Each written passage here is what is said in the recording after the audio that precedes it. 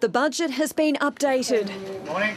And the Treasurer is promoting the highlights. The economy is growing, but slowly. Inflation is moderating. Real wages and real incomes are growing. Unemployment is low. But over the last 6 months, the nation's bottom line has deteriorated.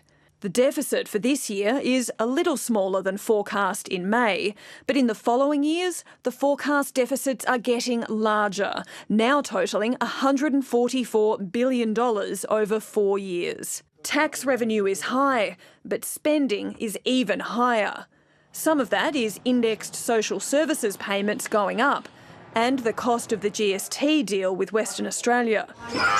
But most of it is from the expansion of services. We're talking here about extra kids enrolled in early childhood education. We're talking here about indexation of the age pension. We're talking about strengthening Medicare. This is another illustration of what we get with a big spending, big taxing, big Australia Labor government. It's got a lot of help for a lot of people. As a share of the economy, outside of the COVID pandemic and the 1990s recession, spending is the highest it's been since the mid-80s. This is the biggest spending government we have seen outside of wartime or crisis. The Coalition has criticised the spending, but given limited detail about what it would cut. It would be madness in economic terms, given how little growth there is in the economy right now, to slash and burn in the budget. With an election just around the corner, there's more than $5 billion stashed away for policy announcements that haven't yet been announced.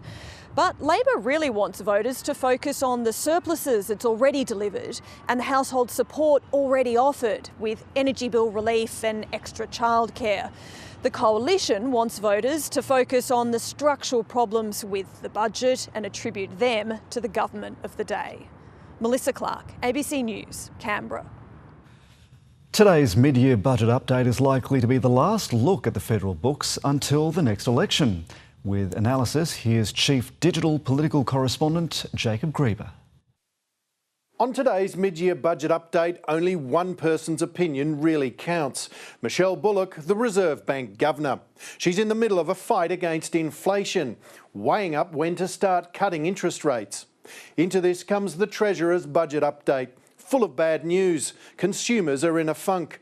At the same time, government spending is going up at rates rarely seen outside times of crisis or recession.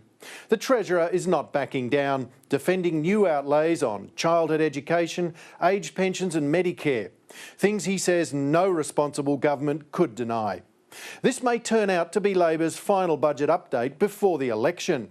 $5.5 billion have been stashed into a hollow log for future announcements, with household energy relief on the minds of most. But what would most Australians prefer? Another handout or a Reserve Bank free to cut interest rates?